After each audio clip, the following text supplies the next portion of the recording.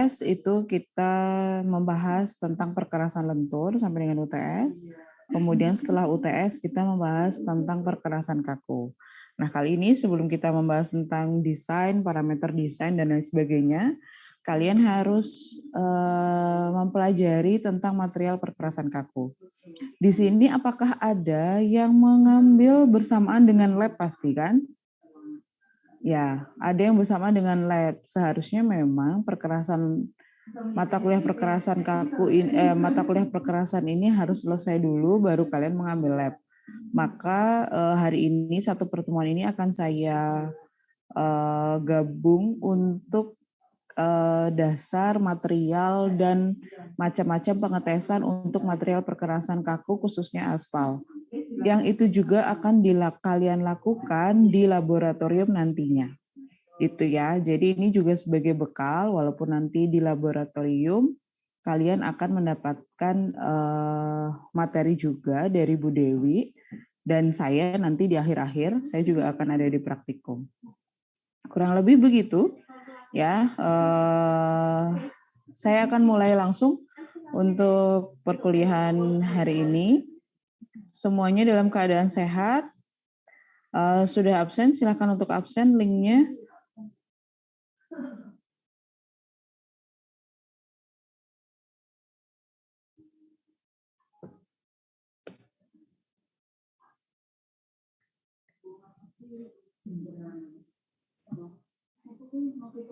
Oke. Nah, bagi yang belum menyalakan kamera, silakan untuk dinyalakan kameranya. Perkuliahan saya harus wajib on cam ya. Oke. Terima kasih sudah bekerja sama. Langsung saja saya akan membahas tentang, semua sudah terlihat ya materi saya ya. PPTS sudah terlihat kah? Sudah, Bu. Oke. Oke. Material perkerasan lentur. Jadi perkerasan itu kan memang ada dua. Sebenarnya ada tiga. Perkerasan lentur, perkerasan kaku, dan komposit. Kalau perkerasan komposit itu merupakan gabungan dari perkerasan kaku yang di atasnya dilapisi oleh penutupnya aspal. Itu adalah komposit. Jadi campuran antara lapisan kaku dan lapisan lentur. Nah, kalau sekarang yang kita bahas itu adalah material perkerasan lentur atau biasa kita sebut dengan aspal, perkerasan flexible pavement. Nah, perkerasan itu dibuat dari berbagai material alam. Jadi kalau perkerasan lentur itu dibuat dari berbagai macam material alam. Nah, pemilihan material ini juga harus didasarkan pada beberapa pertimbangan. Gitu ya. Jadi pemilihan material itu pertimbangan pertama adalah persyaratan struktur perkerasan. Jadi harus sesuai dengan perencananya. Kalian nanti sebagai perencana juga sudah harus menentukan perkerasan materialnya dari mana dan bagaimana. Harus sesuai dengan struktur perkerasannya. Kemudian ekonomis, apakah material tersebut jika kalian ada di Merauke, ketika itu tidak ada pasir dari Merauke, maka harus didatangkan dari Palu. Nah, maka dari itu proses pembawaan material itu juga harus memiliki nilai ekonomis. Kemudian yang ketiga adalah keawetan. Persyaratan pemilihan material itu juga harus memiliki daya keawetan dari pengiriman sampai kepada penghamparan. Kemudian kemudahan dikerjakan dan pengalaman di setempat. Jadi seperti tadi, bahwa ketika kita akan membangun jalan di Merauke, di Papua, Papua itu kan tidak menghasilkan, tidak punya pasir atau batu atau material, maka paling dekat penghasil itu didatangkan dari kota Palu. Maka yang biasa dilakukan oleh tukang di sana itu adalah material dari tukang kayu. Nah, apa saja sih material yang biasa kita gunakan? Itu tadi jenis-jenis atau apa saja sih faktor yang harus kita perhatikan untuk pemilihan material? Karena material perkerasan lentur ini berhubungan dengan alam. Ada dua, yaitu tadi agregat dan aspal. Itu adalah material penting. Secara umum adalah material penting yang digunakan dalam sebuah perkerasan lentur.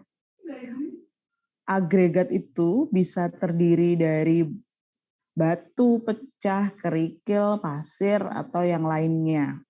Kalau aspal, ini material bersemen berwarna coklat, gelap kehitaman, dan unsur utamanya adalah bitumen. Itu yang namanya bitumen aspal. Bitumen aspal itu yang nanti akan kalian tes di lab. Dia harus dipanaskan dulu. Itu yang namanya bitumen aspal. Yang muncul di alam dan diperoleh di pemrosesan petroleum. Jadi ada campuran minyaknya juga, gitu ya. Jadi bitumen, kalau aspal itu adalah campuran dari bitumen dan agregat. Ya, bitumen aspal itu adalah campuran dari agregat dan bitumen. Sementara bitumen sendiri itu bitumen aspal, jadi bibitnya, gitu ya. Yang berwarna hitam. Kemudian itu adalah dari alam, kita ambil, kemudian dilakukan proses pengolahan dengan petroleum. Nah, bitumen sendiri itu merupakan jenis substansi pengikat berwarna gelap. Jadi dia adalah pengikat dan warnanya hitam. Ini bisa alami, bisa juga sekarang sudah buatan. Nah, terdiri dari ada beberapa, ini untuk pengetahuan kalian saja bahwa itu material itu terdiri dari hidrokarbon, kemudian tar, malten, dan aspalten. Nah, kemudian untuk agregat itu kan harus berupa material alam. Nah, sistem perkerasan jalan itu umumnya mengandung 90-95% agregat berdasarkan berat atau 70-75% dari volume total yang digunakan untuk perkerasan. Gitu ya. Selanjutnya kita ke lapis pondasi.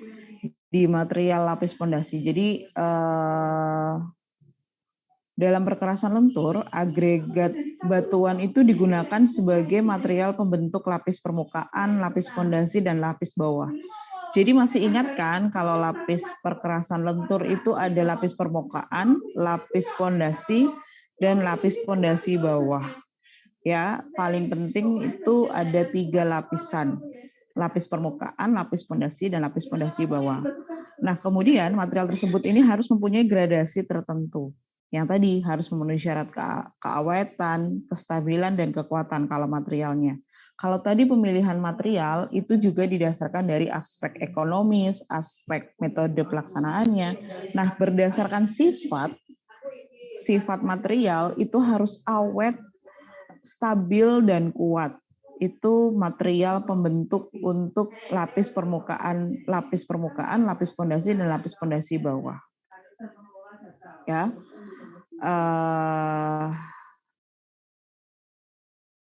Oke, itu. Kemudian kalau lapis pondasi itu jenis-jenisnya.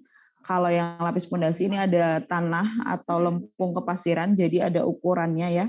Kemudian sirtu.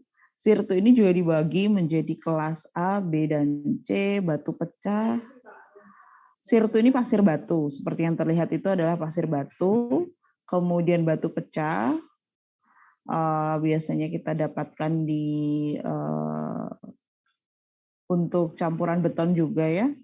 Kemudian stabilisasi tanah dengan semen, stabilisasi tanah dengan kapur, laston atas atau ini lapisan aspal beton yang diolah di AMP. Jadi kalau beton itu kita punya batching plant, kalau aspal untuk perkerasan kita namakan AMP, aspal mixing plant.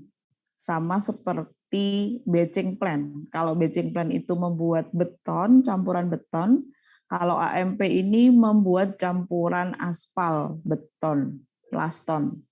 Ya, laston itu lapisan aspal beton. Lapisan aspal, kenapa disebut lapisan aspal beton? Tadi seperti diingat bahwa didasarkan dari campuran agregat yang dicampur dengan bitumen yang berwarna hitam, maka itu menjadi laston, lapisan aspal beton istilahnya. Gitu ya. Jangan terbalik-balik. Tidak beton dicampur dengan aspal, itu menjadi perkerasan lapisan yang berbeda. Gitu ya. Itu untuk material lapis pondasi. Nah, kita biasanya di lab itu menggunakan ASTM. ASTM itu apa? ASTM itu merupakan syarat panduan yang kita gunakan dari Amerika yang biasa kita pakai untuk di lab. Ya, jadi persyaratan agregat ini juga memiliki persyaratan-persyaratan tertentu, mulai dari kekasaran agregatnya, kehilangan berat dengan percobaan. Jadi kehilangan berat dengan percobaan ini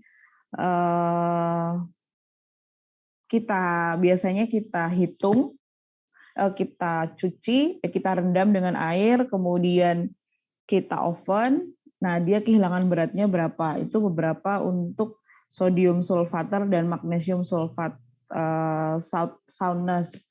Itu biasanya ada beberapa metode yang bisa kita lakukan tesnya. Nah, kemudian kehilangan berat akibat abrasi, persentase berat partikel tipis, dan bagian-bagian batu yang lunak, kemudian gumpalan-gumpalan lengkung. Bahwa material itu harus diuji dulu di AMP. Apakah material ini memenuhi persyaratan untuk campuran strukturnya, gitu ya. Nah, itu untuk lapis pondasi. Kemudian kalau untuk lapis permukaan atau surface, itu terdiri dari wearing course dan lapis pengikat atau binder course. Nah, kemudian lapisan aus ini harus mempunyai keawetan. Ingat ya, dasarnya itu harus awet, kedap air, kerataan, dan kekesatan. Sementara kenapa harus begitu? Aspal sendiri itu mempunyai sifat untuk tidak tahan dengan air. Aspal itu sangat sekali lemah dengan air. Ya, maka harus dibuat agregatnya untuk mengikat atau kedap dengan air, gitu. Nah, biasanya oleh karena itu, karena beberapa kebutuhan, maka kita lapisan ini disusun dari campuran aspal panas yang bergradasi padat. Campuran aspal panas itu juga disebut dengan hot mix. Campuran aspal panas bergradasi padat, jadi gradasi agregat. Agregat itu kan punya gradasi ukuran. Gradasinya harus dipadatkan supaya dia kedap air dengan campuran aspal panas atau hot mix-nya. Itu untuk material. Maka di praktek di lapangannya, dalam praktek di lapangannya itu terdapat banyak sekali jenis campuran aspal yang digunakan untuk lapis permukaan. Jadi banyak sekali campuran-campuran hasil percobaan-percobaan yang ditemukan dan diberikan di lapangan. Tapi secara dasar, ilmu dasar, konsep dasarnya sama. Hanya saja mungkin ada juga jenis RAP, Reclaim Asphalt Pavement. Jadi Reclaim Asphalt Pavement ini biasanya digunakan dari aspal-aspal yang sudah di-keeping, melakukan capping, terus kemudian kita olah lagi karena itu merupakan limbah aspal. Bisa juga begitu. Ya. Itu untuk lapis permukaannya. Tadi saya belum sempat terlewat, harusnya lapis permukaan dulu baru lapis pondasi. Gitu ya. Syarat-syaratnya ini ada agregatnya, ada agregat kelas A, kelas B, dan lain sebagainya. Nah, untuk lapis pondasi, kembali lagi ke lapis pondasi. Ke lapis pondasi itu untuk lapis pondasi itu harus lebih ketat dibandingkan dengan persyaratan untuk lapis pondasi bawah atau tanah dasar.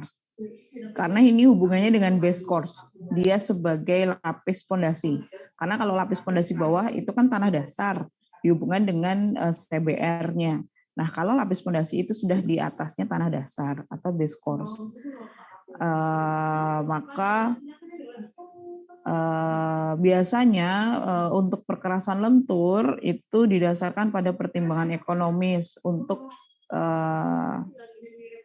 lapis pondasi bawah, untuk lapis pondasi. Jadi ada kerikil pecah atau kerikil disesuaikan lagi dengan strukturnya. Nah, ini yang saya jelaskan adalah alternatif material apa saja yang biasa digunakan, yaitu kerikil pecah atau tidak pecah, kemudian batu pecah bergradasi, kemudian makadam, batu kapur, koral atau terak atau slag nikel, terak atau limbah. Terak itu bisa jadi terak itu adalah sebuah limbah gitu ya yang bisa digunakan. Nah, itu bahan-bahan tersebut itu biasanya cukup awet dan kuat sehingga dapat menahan beban-beban yang bekerja di atasnya yang sesuai dengan perencanaan dengan kondisi struktur yang direncanakan. Tadi kembali lagi bahwa sebelum kita menggunakan material, kita harus melakukan pengujian material. Gitu ya.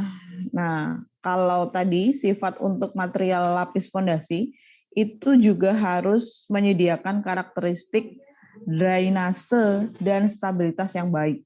Diingat ya, bahwa material perkerasan lapis pondasi itu juga menyediakan karakteristik dan drainase untuk lapis perkerasan yang baik, drainase dan stabilitas yang baik. Sorry, sebentar ya.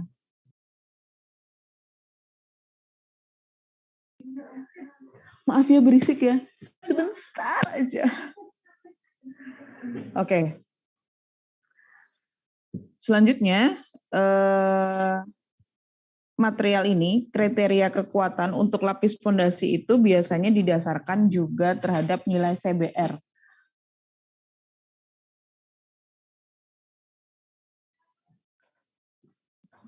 Terhadap nilai CBR-nya atau nilai R value di CBR. Maka untuk memperoleh karakteristik tegangan-regangan, jadi di perkerasan jalan itu kita juga melihat adanya tegangan dan regangan atau nilai modulus elastisitas di sebuah struktur perkerasan. Maka nilainya ini dapat ditentukan dengan uji traksial dengan beban berulang.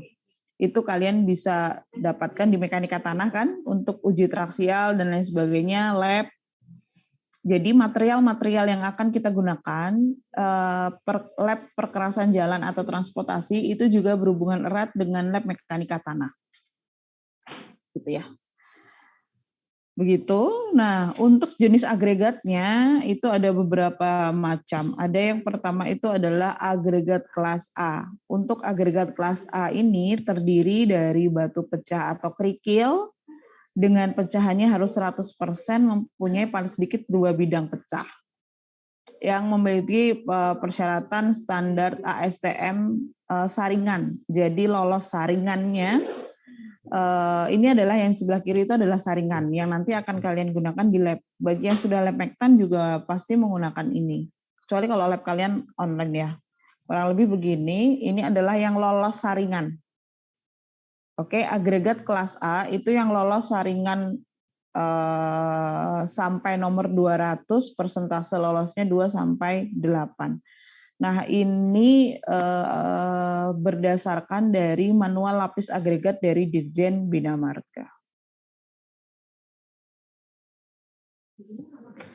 Apa bedanya definisi saringan dan butiran? Kalau saringan itu adalah dalam 1 inci panjang terdapat beberapa bukaan. Contohnya, kalau saringan nomor 4, itu dalam 1 inci panjang, 1 inci 2,5 cm, itu terdapat 4 bukaan. Itu adalah saringan nomor 4. Contohnya begitu, itu contoh saringan. Jadi dalam 1 inci persegi terdapat 16 bukaan. 1 inci panjang terdapat 4 bukaan. Dalam 1 inci persegi berarti ada 16 bukaan. Ya, persegi itu kan 4 berarti toh. Segi 4. Dalam segi 4 itu berarti ada 16 bukaan, saringan. Itu adalah saringan nomor 4. Itu artinya saringan. Nah, untuk ukuran butir nomor 4, bedanya apa? Butiran tersebut adalah butiran yang lolos pada saringan 4 dengan asumsi diameternya adalah 4,75 mm. Itu perbedaan saringan dan butiran. Kalau saringan itu adalah dalam 1 inci panjang itu terdapat 4 bukaan. Kalau saringan nomor 4 disesuaikan gitu ya. Kalau saringan nomor 200 artinya itu sangat lembut sekali, pasir yang bisa lolos, butiran itu yang bisa lolos. Itu yang membedakan saringan dan butiran. Penjelasannya begitu. Kalau agregat kelas B, tadi kan ada kelas B, kelas A, kelas B gitu ya. Nah, agregat kelas B ini terdiri dari batu pecah atau kerikil. Kalau kelas A itu kan batu pecah atau kerikil yang harus 100% mempunyai paling sedikit 2 bidang pecah. Kalau kelas B itu adalah sama batu pecah dan kerikil, tapi harus 65% mempunyai paling sedikit pecahnya itu 65% dengan mengikuti persyaratan yang ada di tabel yang ada di depan kalian sesuai dengan manual lapis pondasi. Gitu ya. Kalau kelas A itu 100%, kelas B 65%, kalau kelas C itu sudah sesuai dengan syarat ASTM ini, yaitu ada lolos saringan 3 inci dengan 75 mm, persentase lolosnya 100%. Kalau dia lolos 100%, artinya dia juga kategori agregat kelas C. Oke. Sekarang kita masuk ke material aspal.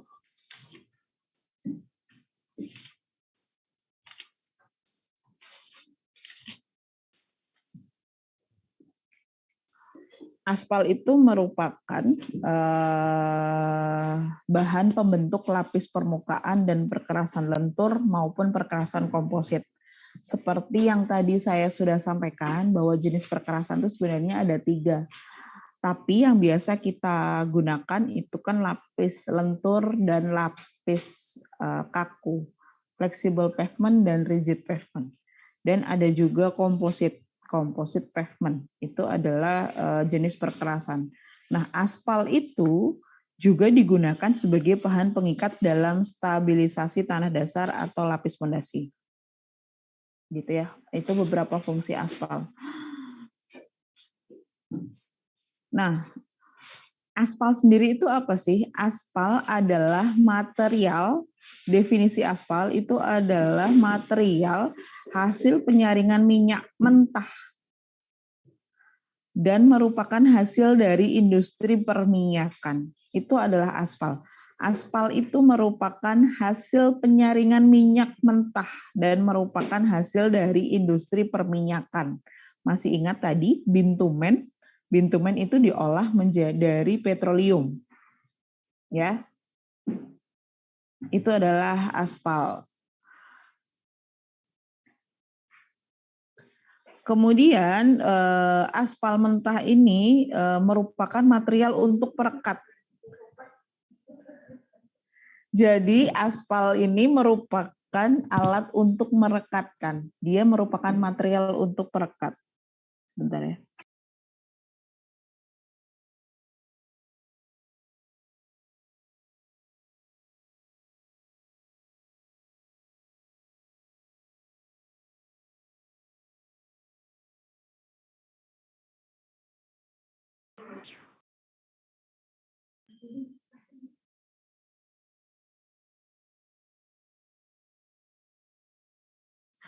Nah, oke, saya lanjutkan ya. aspal itu tadi, bitumen, merupakan bahan pengikat. Ingat ya, kalau laston, lapisan aspal beton, itu merupakan campuran dari aspal dengan campuran agregat, sehingga dia dinyamakan dengan laston. Kalau aspal itu merupakan bahan dasarnya bitumen. Bitumen itu didapatkan dari penyaringan pengolahan minyak dan industri perminyakan. Itu ya, itu yang dinamakan aspal. Nah,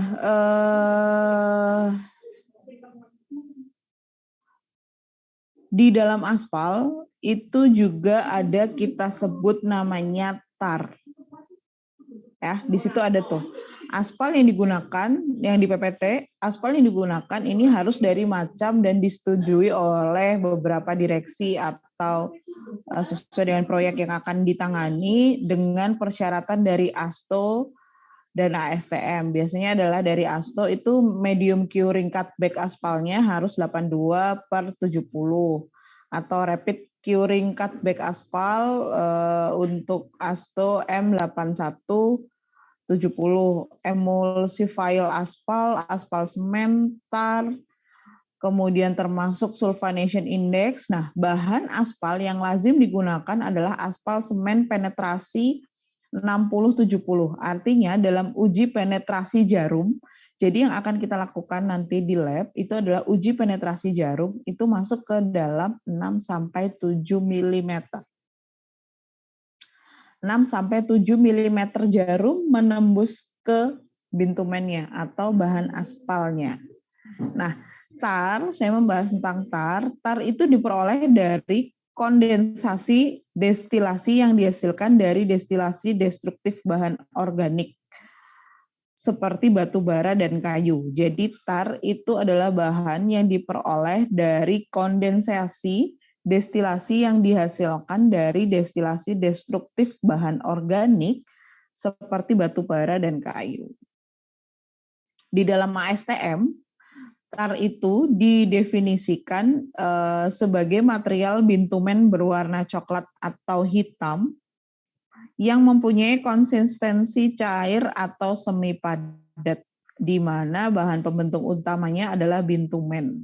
Itu ya, tadi sama seperti yang dijelaskan di depan. Ya, biasanya nanti di aspal itu pengujiannya banyak. Aspal ini ada banyak jenisnya. Yang pertama itu adalah aspal alam. Aspal alam itu merupakan aspal yang diperoleh langsung dari alam. Biasanya di Indonesia diambil dari Pulau Buton. Pulau Buton itu merupakan salah satu penghasil aspal di Indonesia.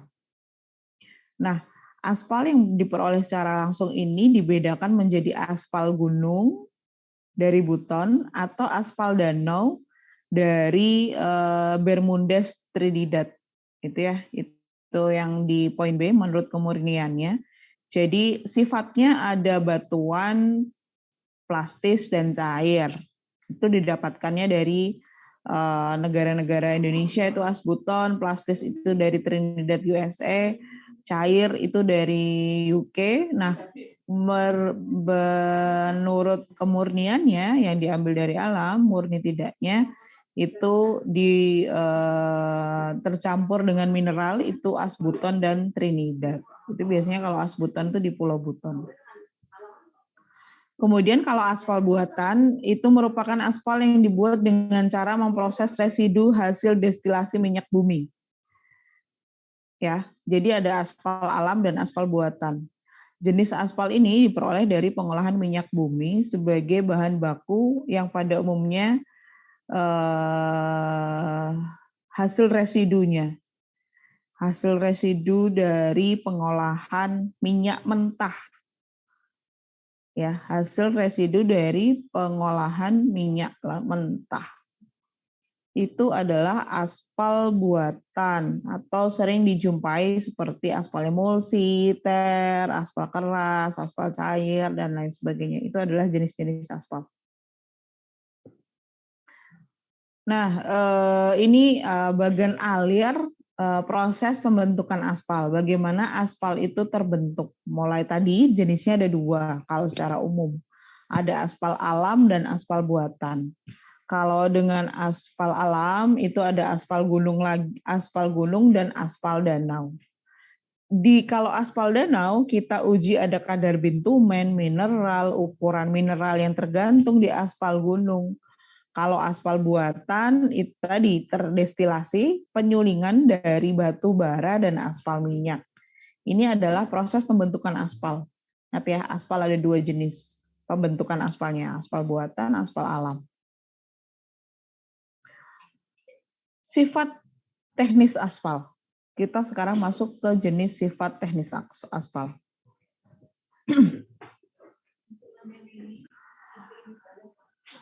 Yang pertama, ini adalah penetrasi atau titik lembek.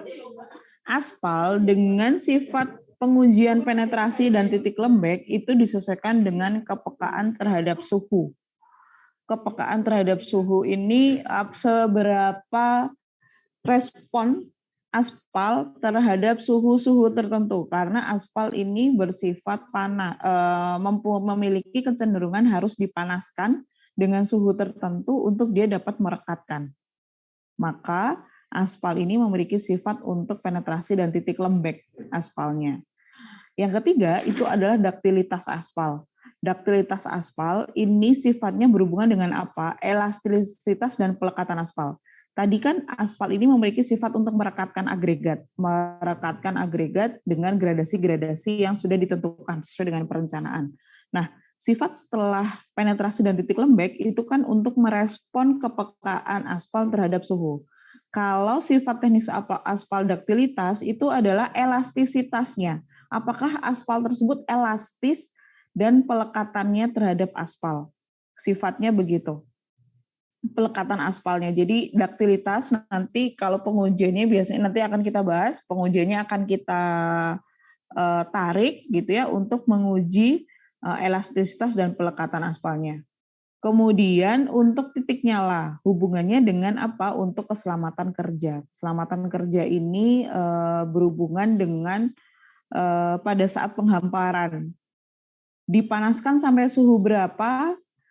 Karena dia mengandung minyak, maka lawan untuk terbakar.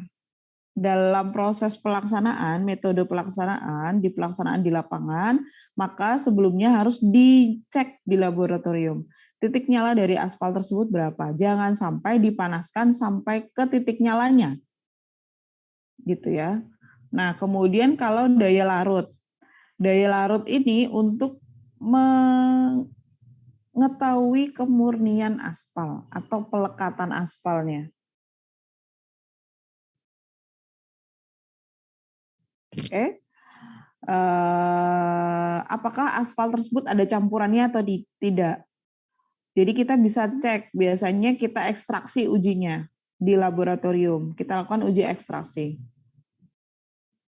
Yang keenam itu merupakan sifat berat jenisnya. Bagaimana berat jenis aspalnya? Ini korelasinya dengan volume. Volume yang ditetapkan.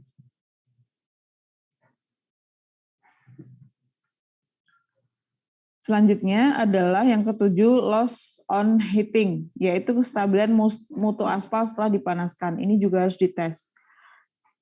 Aspal ketika sudah dipanaskan itu mempunyai mutunya pasti akan hilang. Maka kestabilan mutu dalam aspal itu juga perlu dites di laboratorium. Dan yang terakhir adalah viskositas. Jadi dalam pencampuran apakah nanti ada rembesan atau tidak, suhu pencampuran dan pemadatan yang paling tepat untuk aspal. Ini adalah 8 sifat dasar material aspal. Penetrasinya, titik lembek, daktilitas, titik nyala, daya larut, berat jenis, loss on heating, dan viskositas.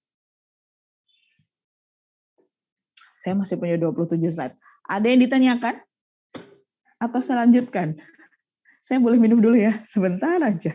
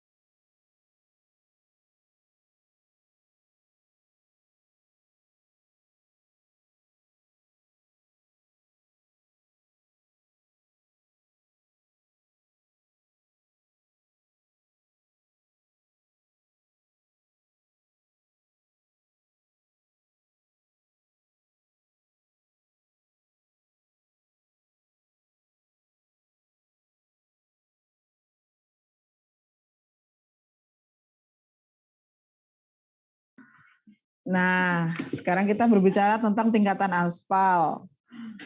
Dalam tingkatan aspal, aspal ini memiliki berbagai macam tingkatan pada saat pelaksanaannya didasarkan oleh temperatur pelaksanaan atau berdasarkan dengan temperatur. Aspal itu kalau di temperatur rendah, aspal merupakan bahan yang sangat padat atau semi padat, seperti gulali. Aspal itu teksturnya mirip seperti gulali. Dia akan sangat padat sekali, cenderung keras atau semi padat. Gulali itu jika setengah dipanaskan dia akan semi padat. Nah, pada ketinggian temperatur tertentu, aspal ini menjadi lunak dan sangat bisa cair. Agar bisa digunakan untuk pemeliharaan perkerasan dan untuk menyelimuti agregat, maka ada 3 macam cara untuk mengolah aspal, yaitu dengan memanaskan. Jadi kita panaskan di suhu 100 derajat, ya. Kemudian melarutkannya dalam minyak. Jadi aspal itu sangat larut terhadap minyak. Karena tadi sifat pembentukannya kalau aspal buatan itu dia merupakan dari destilasi batu bara dan kayu, kemudian mencampurkan atau mengkombinasikan air dengan air yang disebut dengan emulsi aspal. Gitu ya. Suhu pada aspal pada perkerasan jalan, aspal pada perkerasan jalan itu harus memiliki suhu saat aspal mulai menyala. Jadi aspal keras adalah aspal yang terbentuk pada suhu ruangan 25 sampai 30 derajat, maka dia harus dipanaskan.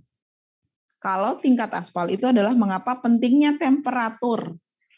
Ya, jadi itulah mengapa penting temperatur terhadap tingkatan aspal.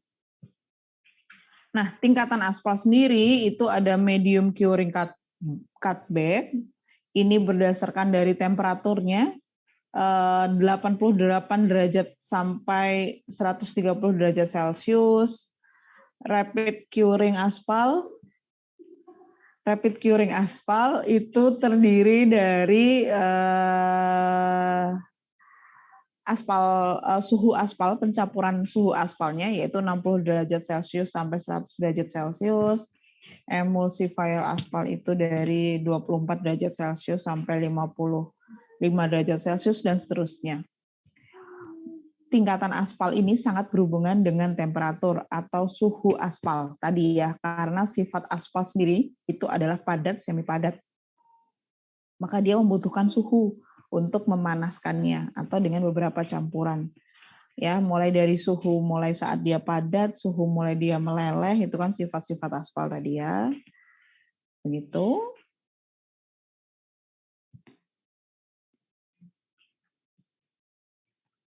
Kalau ini adalah nanti kalian bisa baca ya di ASTM bahwa material yang digunakan untuk lapis penutup per meter persegi. Jadi ini sudah ada sebenarnya AT metode yang digunakan, disesuaikan dengan metode yang digunakan. Jadi ini adalah material dan cara pelaksanaannya.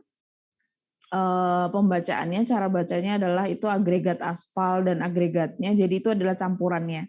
Sudah ditentukan menurut ASTM per meter persegi. Ya, ini adalah contohnya saringan ayakan untuk lapis penutup atasnya, bahwa persentase material itu harus lolos ayakan berapa dengan gradasinya berapa. Agregat dalam campuran aspal ini digunakan dalam harus memenuhi syarat penyerapan air oleh agregat maksimum 3% dan perbedaan berat jenis atau specific gravity biasanya ini digunakan untuk analisis sensitivitas antara agregat kasal dan agregat halus itu maksimum 0,2. Kemudian agregat kasar tertahan ayakan nomor 8 ini harus terdiri dari butiran-butiran atau pecahan-pecahan batu, kerikil atau slag yang keras dan awet.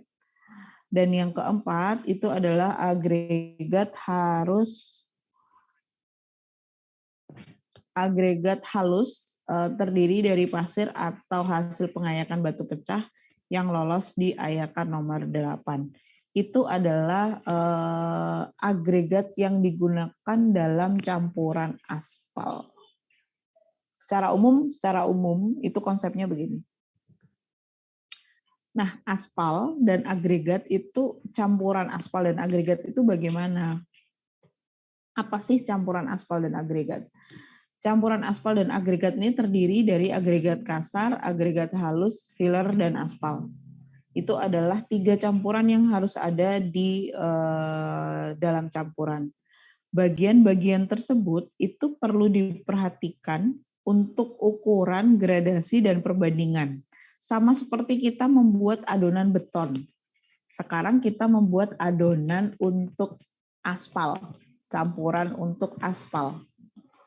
Ya, untuk bisa mengikuti syarat dan spesifikasinya. Biasanya kita menggunakan dari Bina Marga, ASTM, dan SNI. Biasanya yang sering kita gunakan adalah ASTM yang diadopsi ke dalam manualnya Bina Marga. Nah, campuran agregat ini dihitung 100% berat dan ditambahkan dengan aspal dalam jumlah persentase berdasarkan pengujian di laboratorium. Umumnya adalah 4-6% dari berat kering agregat yang tadi saya sebutkan. Untuk mengukur berat jenisnya, kita bisa rendam agregat tersebut dalam air, kemudian kita oven, kita hitung kadar dari berat jenis aspalnya. Nah, kemudian rencana perbandingan campuran ini harus menunjukkan suatu angka persentase untuk setiap gradasi pada suatu angka temperatur pelaksanaan. Jadi pada saat perencanaan perbandingan campuran itu juga harus menunjukkan gradasinya pada suhu tertentu pada pelaksanaan nanti. Pada pelaksanaan nanti kan ada dilaksanakan, maka akan ada suhu dan temperatur yang digunakan. Oke.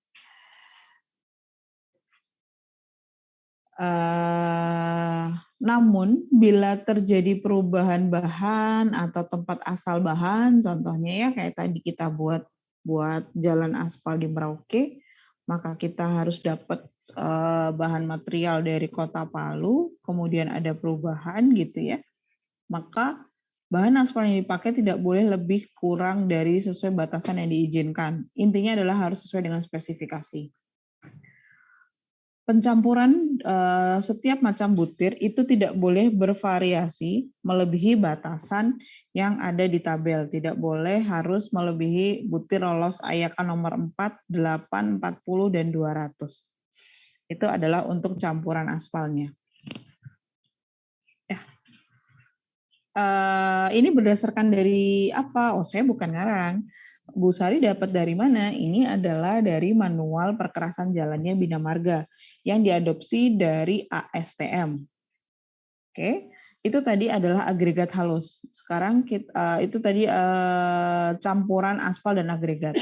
Sekarang kita menginjak ke agregat kasar.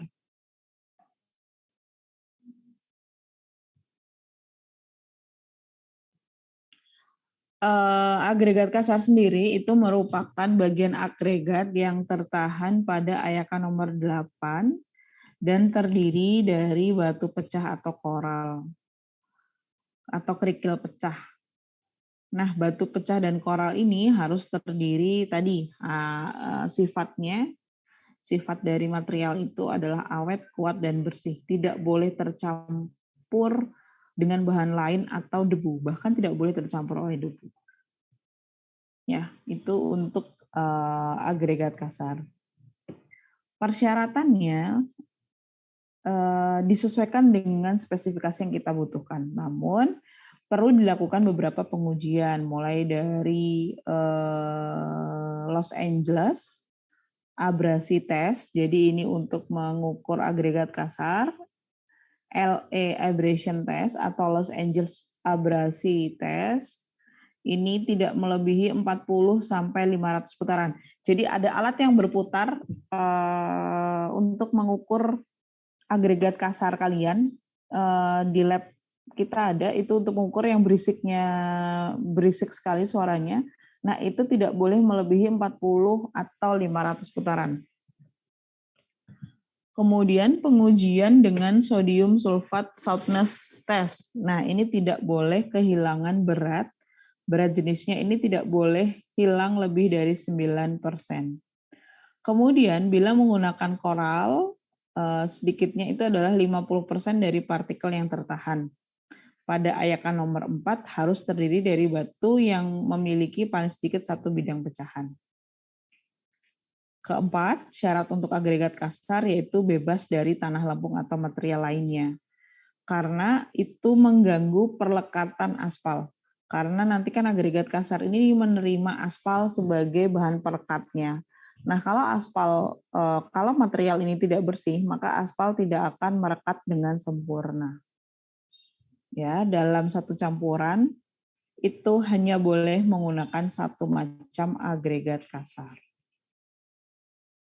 Kalau agregat halus itu adalah bagian dari material yang lewat dari ayakan nomor 8 dan terdiri dari pasir bersih, pasir batu, bahan-bahan halus gitu ya, dari batu kapur. Kemudian hanya boleh dipakai bila dicampur dengan pasir dalam jumlah yang sama. Jadi ada beberapa ketentuan-ketentuan yang bisa digunakan jika material yang digunakan ini tidak ada, bisa istilahnya diakalin atau diberikan alternatif. Sifat dari agregat halus itu harus sama intinya ya kan, kuat, awet, berbidang kasar, bersudut tajam dan bersih dari kotoran-kotoran. Intinya sama seperti itu. Sekarang kita ke bahan yang selanjutnya yaitu filler. Nah, filler ini merupakan bagian dari material tambahan yang sifatnya opsional dan berfungsi untuk menutup pori-pori dari permukaan aspal.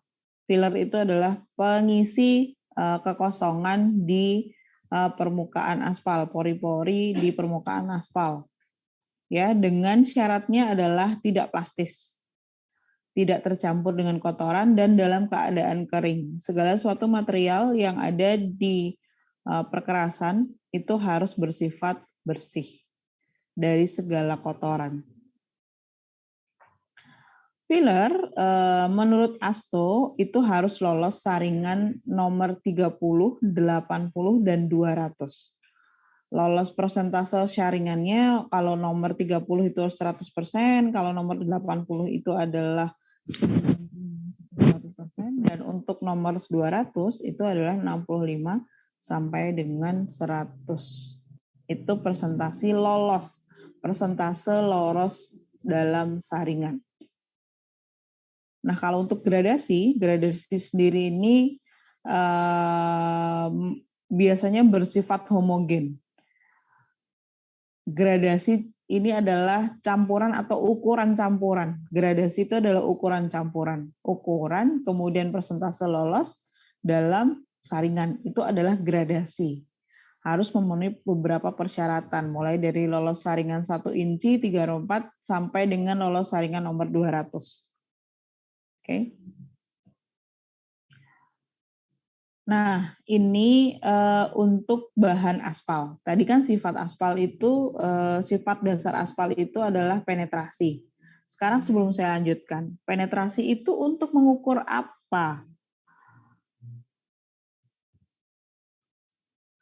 Penetrasi itu untuk mengetahui apa? Saya izin jawab, Bu. Silakan. Penetrasi itu untuk mengukur dari tadi yang sama kayak titik lembeknya, Bu. Jadi nanti dari suhunya, Bu, bisa ketahuan aspal itu bisa jadi padat atau jadi cair. Untuk mengukur suhunya, Bu. Itu, Bu. Mengukur suhu pakai termometer, bukan pakai penetrasi. Izin jawab, Bu. Ya, oke. Penetrasi untuk mengukur ketebalan bukan sih, Bu, pada saat pengetesan itu? Oke, ada jawaban lain? Saya kan baru menjelaskan di hari yang sama. Fungsi dari sifat dasar aspal itu harus memenuhi syarat penetrasi.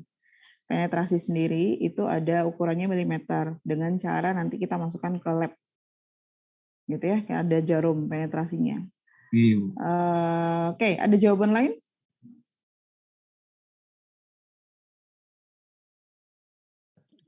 Izin menjawab, Bu, untuk melihat kerekatan aspal, Bu. Kerekatan aspal? Ya. Kerekatan aspal Terhadap bagian satu dengan bagian lainnya, Bu. Oke, terima kasih. Ada lagi? Tahanan aspal terhadap temperatur, Bu. Oke, gimana Sergio? Untuk melihat ketahanan aspal terhadap temperatur. Oke, itu mengukur penetrasi. Kan ada angkanya. Arti angka itu bagaimana? Kalau angka 50-60, contohnya yang ada di depan itu bagaimana tuh? 50-60. Kan saya sudah jelaskan tadi di depan. Ini baru di hari yang sama, belum ujian. Oke, ada yang bisa menjawab lain? Arti angka 50-60 di penetrasi itu apa? 5 sampai 6 mili bukan? Oke, 5 sampai 6 mm terhadap Ketahanannya, Bu. jarumnya. Jadi ketika kita ngetes aspal itu masuknya itu 50 sampai 60 mm di suhu tertentu. Itu ketahanan terhadap temperatur. Bukan mengukur suhu. Kalau mengukur suhu itu menggunakan termometer. Jadi hati-hati dalam penggunaan kalimat. Ya, bisa menjadi arti yang berbeda. Oke. Nah, bahan aspal berdasarkan tipenya harus tipe semen penetrasi itu mulai dari 85 sampai 100 dan harus memenuhi persyaratan seperti itu ya, mulai dari penetrasi 25 derajat, titik nyala, kelarutan, kehilangan pada pemanasan, dan penetrasi residu. Oke. Sekarang bahan aspal untuk kita menggunakan standar ASTO, cara memeriksanya itu mulai dari sampling air, kemudian penetrasi, kelarutan tadi ya sama seperti yang dijelaskan. Kemudian ini adalah berdasarkan ASTM, campuran itu harus memiliki 4 sifat. Stability, flow, void in total mix, dan void filled with asphalt. Kemudian sifat fisik dari aspal itu saya tambahkan ya, sifat fisik dari aspal itu berdasarkan dari durability-nya, adhesi kohesi, dan peka terhadap temperatur. Itu adalah sifat fisik dari aspal, durability, adhesi kohesi, dan peka terhadap temperatur. itu adalah sifat fisik dari aspal. Itu yang saya bahas di material. Sebelum saya bahas untuk tes material, saya mau mengulang dulu. Mengulang apa yang sudah dibahas di minggu lalu dan hari ini tadi yang saya jelaskan. Ayo. Masih ingat? Minggu lalu kita membahas tentang apa?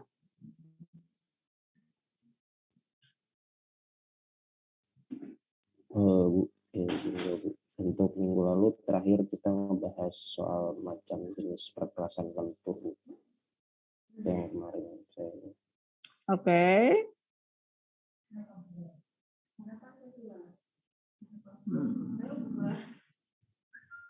Sekarang saya mau nanya ya.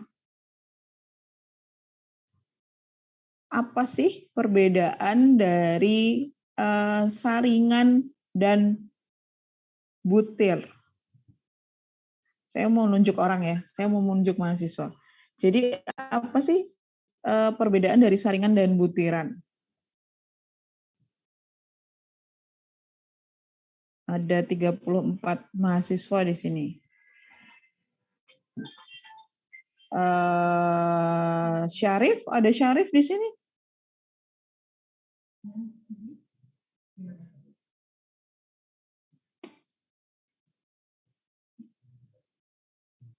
Ada Syarif di sini? Iya, ada apa-apa.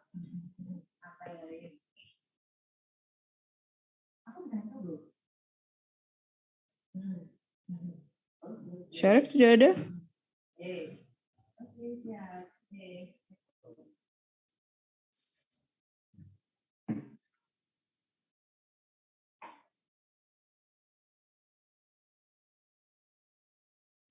Syarif kemana?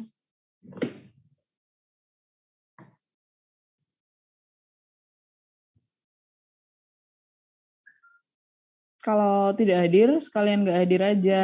Nggak usah ditinggal.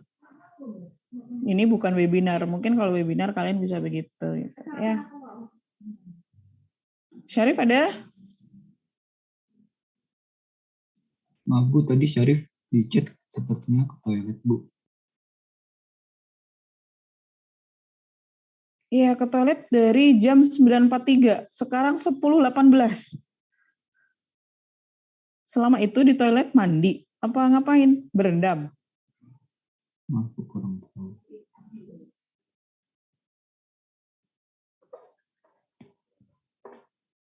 Oke, saya lanjutkan dengan pertanyaan saya. Apa perbedaan saringan dan butiran? Ada yang bisa menjawab? Nggak usah saya tunjuk deh. Ada yang bisa menjawab? Bu, izin menjawab, Bu. Iya, Farhan, silahkan. Yang saya tangkap tadi, saringan tuh,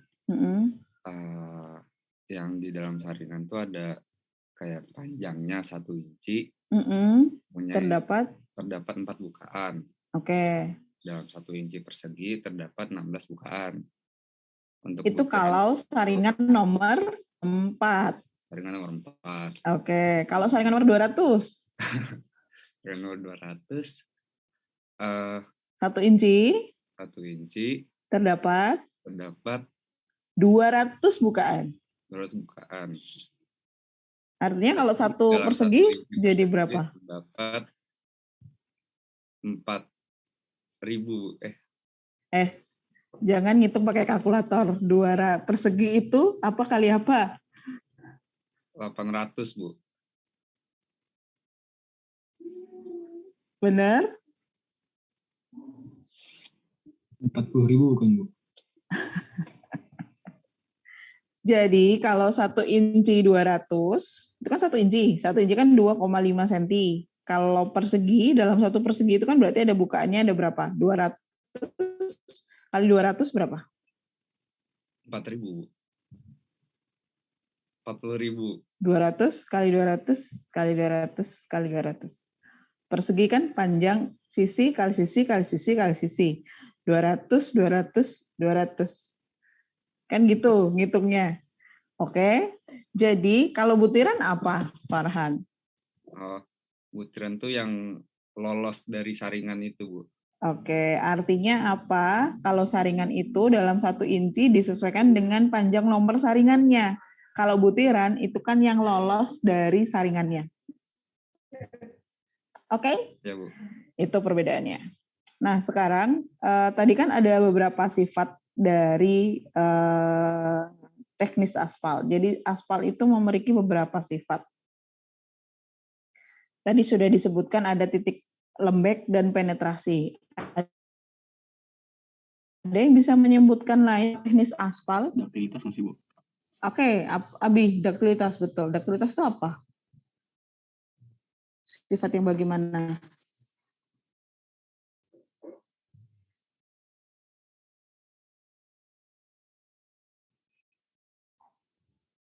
Ada daktilitas, betul. Daktilitas itu untuk yang bagaimana? Oke, jangan balik nanya dong. Kamu saya nanya, kamu balik nanya ke saya kan? Sifat elastisitas aspal. Kenapa kok kita harus ngetes elastisitas aspalnya? Karena aspal itu harus punya sifat perekat. Kalau dia tidak elastis, dia tidak bisa merekat. Oke, ada lagi? Sifat tadi kan sudah titik lembek, penetrasi, daktilitas. Ada yang bisa menjawab lain lagi? Bu, jangan jawab, Bu. Ya, Anggri, Alfian. Ada sifat teknis aspal, ada penetrasi, daya larut, berat jenis, loss from heating, dan viskositas, Bu. Oke, loss from heating itu yang bagaimana, Anggri? Stabilan mutu aspal setelah pemanasan, Bu. Oke, kalau viskositas? Mengetahui suhu pencampuran atau pemadatan. Oke. Terima kasih. Ada yang lain lagi? Ayo, kelas sedikit dong. Kalian tahu kan nilainya juga dari sini? Apa, Nahila? Titik nyala aspal bukan, Bu? Oke, titik nyala itu yang bagaimana? Yang kalau itu kita tes dulu di laboratorium biar kalau misalnya pas pengerjaan itu kita nggak sampai di titik nyalanya karena bisa terbakar. Oke, ada lagi? Sifat teknis aspal?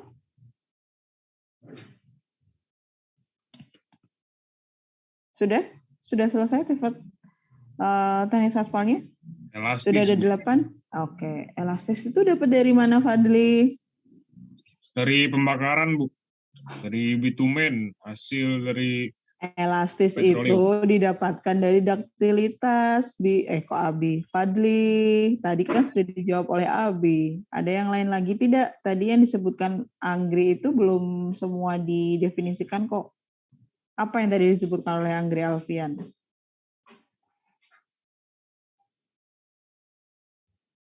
Ada berat jenis. Ya kan? Nah, berat jenis itu yang bagaimana? Yang korelasi berat volume. Oke, itu harus gimana, Farhan? Perbandingan berat aspal sama berat airnya masih. Iya, betul. Itu ya. Jadi berat jenis ini perbandingan dari berat jenis agregatnya, aspalnya dengan kadar airnya dari volumenya. Oke, itu untuk material aspal. Jadi diingat-ingat itu untuk dasar laboratorium nanti. Sekarang saya akan membahas tentang jenis tes yang akan apa saja sih tes-tes yang digunakan untuk aspal.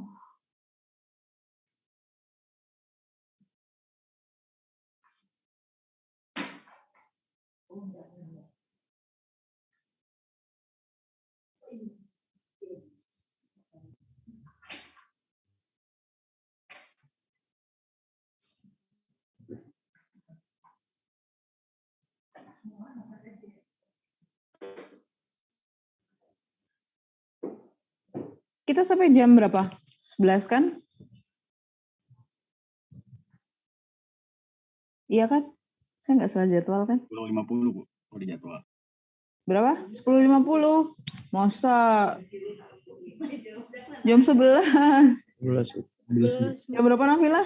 11, Bu. 11 kan? Siapa tadi yang bilang 10.50? Minta diskon 10 menit. Hei. Oke ya, saya mulai ya. Bentar aja.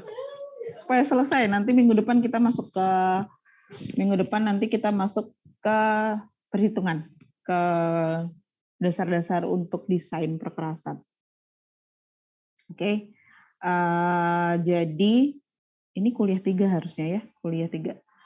Pengujian material untuk perkerasan lentur ini kan didasarkan dari tadi sifat teknis aspal. Kemudian ternyata aspal itu juga memiliki beberapa permasalahan. Jadi aspal itu sering dianggap sebagai lapisan permukaan jalan yang paling bertanggung jawab terhadap kerusakan jalan. Jadi entah kurang aspal, kualitas aspalnya jelek, atau ini dikorupsi, tebal aspalnya dikurangi gitu. Kemudian aspal itu sebenarnya merupakan bahan pengikat. Ya, aspal itu merupakan bahan pengikat untuk pembuatan jalan. Nah, sebagai salah satu bahan konstruksi, maka aspal itu tidak terpisahkan oleh keterikatannya dengan bahan utama konstruksi lainnya, yaitu agregat. Tadi yang sudah kita bahas materialnya. Nah, untuk itu ada beberapa sifat-sifat yang harus diketahui. Mulai dari sifat fisik dan kimia, pengaruh lingkungan, kemudian proses terjadinya atau pembuatannya. Itu adalah yang dilakukan untuk menguji permasalahan aspal. Nah, pengujiannya apa saja sih yang bisa kita lakukan untuk aspal itu? Ada mulai dari analisis saringan agregat, kemudian pengujian berat jenis dan penyerapan agregat kasar, kemudian yang ketiga adalah pengujian berat jenis dan penyerapan agregat sedang dan halus, kalau tadi agregat kasar, sedang, dan halus, kemudian pengujian berat jenis atau volume untuk agregat kasar, sedang, dan halus, dan yang terakhir adalah keausan agregat dengan mesin Los Angeles. Ini untuk pengujian agregat. Ya, untuk pengujian agregat.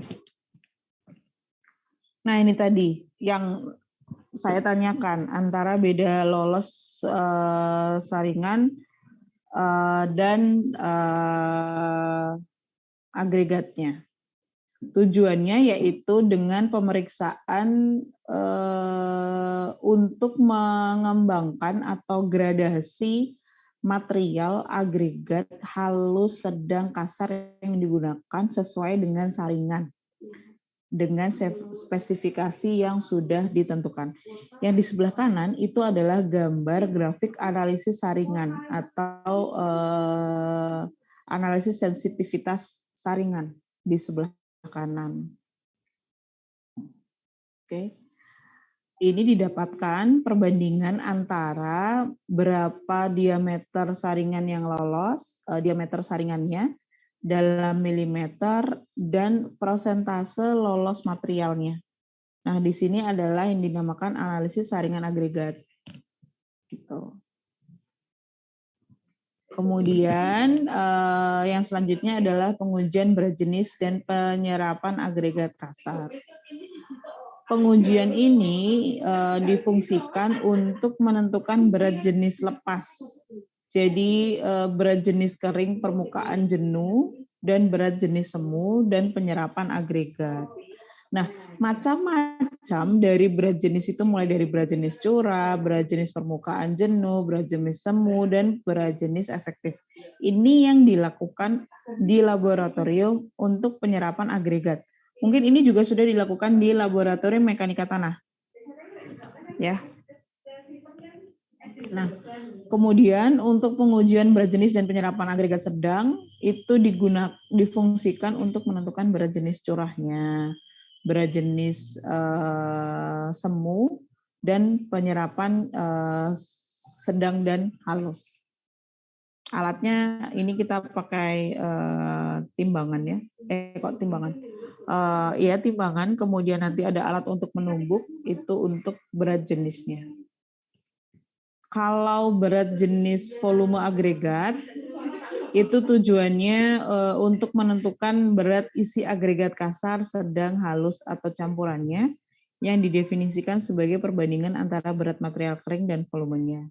Nah, ada 3 cara untuk mendapatkan berat agregat: dilepas, ditusuk, dan digoyang. Itu untuk agregat, volume agregatnya. Nah, ini yang dinamakan dengan mesin Los Angeles. Pengujian keausan agregat dengan mesin Los Angeles. Ini ada material dimasukkan ke dalam mesin itu yang di sebelah kiri dengan ada bola-bola besi dicampur di sana. Tujuannya untuk menentukan ketahanan agregat kasar terhadap keausan. Jadi apakah agregat kasar tersebut memiliki keausan setelah dimasukkan ke dalam mesin Los Angeles karena dia bertabrakan dengan istilahnya gotri atau bola-bola besi. Nah, keausan itu disebut dinyatakan dalam perbandingan antara berat jenis aus dengan lolos saringan 12 terhadap berat semula dalam persentase, dalam persen. Nah, selanjutnya kalau tadi itu adalah pengujian agregat. Sebelum kita campurkan, kita lakukan uji agregat. Setelah kita lakukan uji agregat, kita melakukan pengujian aspal atau bitumen. Pengujian aspal sesuai dengan sifatnya sebenarnya itu ada 7 jenis, yaitu pengujian berat jenis bitumen danter, kemudian pengujian penetrasi bahan-bahan bitumen, pengujian titik lembek aspal, pengujian titik nyala dan titik bakar, pengujian duktilitas, viskositas, dan pemeriksaan campuran dengan alat Marshall. Ini semua nanti kita lakukan di laboratorium. Sekarang kita mulai dari pengujian berat jenis bitumen. Di pengujian berat jenis bitumen ini digunakan untuk mengukur berat jenis aspal menggunakan piknometer. Jadi berat jenis nanti aspalnya dimasukkan ke piknometer, dimasukkan ke alat berat jenis ini ke bak perendam untuk mengetahui tadi apa berat jenisnya ini perbandingannya berdasarkan perbandingan berat di udara dan berat di dalam air. Nanti kita cari perbedaan perbandingannya terhadap berat air yang disuling dengan isi yang sama pada suhu tertentu. Itu adalah pengujian berat jenis bitumen danter. Kemudian yang selanjutnya ini tadi pengujian penetrasi. Ini adalah alat penetrasi, jadi terdiri dari alat, ada sumbunya, nanti ada jarum. Jarum tersebut nanti dijatuhkan. Nah, berapa detik jarumnya dan diukur berapa kedalamannya yang di sebelah kiri. Nah, di sebelah kanan itu adalah kita panaskan aspal di suhu tertentu. Karena tadi sifat aspal itu kan dia padat dan semi padat. Maka aspalnya dipanaskan dulu, kemudian kita cetak di dalam cetakan, dimasukkan ke dalam air. Air tersebut kita uji menggunakan jarum yang sudah diletakkan di dalam dan diukur kedalamannya. Kalau ini adalah pemeriksaan titik lembek aspal. Nah, untuk pemeriksaan titik lembek tadi ya berdasarkan sifat aspalnya, kalau kita langsung ke lab ya, kalau di spesifikasi Bina Marga, titik lembek ini itu alatnya dimasukkan ke dalam air gitu ya. Dan digunakan menggunakan alat dengan suhu tertentunya adalah kalau PEN 40 itu di suhu 51 sampai 63 derajat Celcius, kalau di PEN 60 itu 48 sampai 58 derajat Celcius. Ini menurut spesifikasi Bina Marga. Kalau pemeriksaan titik nyala dan titik bakar ini tadi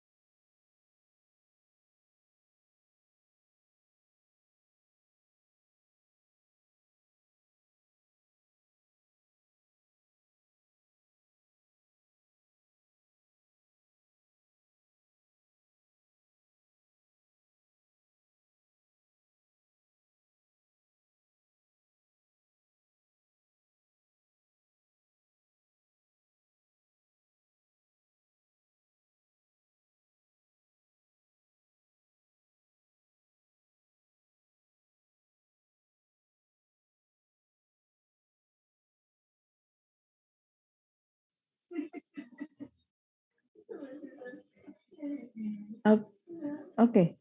Maaf ya, tadi saya terputus internetnya. Apakah bisa mendengar saya? Bisa, Ibu. Oke. Selanjutnya. Oke, saya tanpa kamera dulu supaya internetnya. Oke, sekarang kita lanjutkan ke titik nyala dan titik bakar. Kalau titik nyala itu adalah pada saat dipanaskan di suhu tertentu terlihat nyala singkat. Kalau titik bakar itu nyala api sekurang-kurangnya 5 detik pada suatu titik di permukaan aspal di suhu tertentu. Itu perbedaannya, titik nyala dan titik bakar. Kalau titik nyala itu hanya singkat saja, di suhu-suhu tertentu dipanaskan aspalnya menggunakan alat, nanti dipanaskan akan muncul titik nyala singkat. Kemudian ada titik bakar, itu sekurang-kurangnya 5 detik. Nah, itu yang dinamakan titik bakar. Oke. Nah, kalau daktilitas tadi ya, ini alatnya yang dapat kalian lihat. Aspalnya dipanaskan, kemudian dimasukkan ke dalam cetakan di atas ini, cetakan, kemudian dimasukkan ke dalam bak yang berisi dengan air. Tujuannya yaitu untuk mengetahui kekenyalan aspal yang dinyatakan dalam panjang. Jadi dia dimasukkan ke dalam alat, kemudian kita tarik. Nah, dalam panjang pemuluran aspal itu dapat tercapai hingga putus. Itu artinya adalah aspal dengan duktilitas yang rendah akan mengalami retak-retak ketika mengalami perubahan suhu yang agak tinggi. Oleh karena itu, aspal perlu memiliki duktilitas yang cukup tinggi. Ini adalah uji duktilitas aspal. Selanjutnya, ini adalah pengujian viskositas tadi ya, untuk mengetahui kekentalan dari aspal. Maka viskositas ini diukur berdasarkan seberapa cepat aspal mengalir pada suhu tertentu. Jadi menggunakan alat yang ada di kanan itu adalah viskometer. Jadi untuk mengetahui kekentalan aspal dantar pada suhu tertentu yang dipanaskan dan dia dapat mencair, mengalir. Ini yang paling terakhir dari semua pengujian aspal.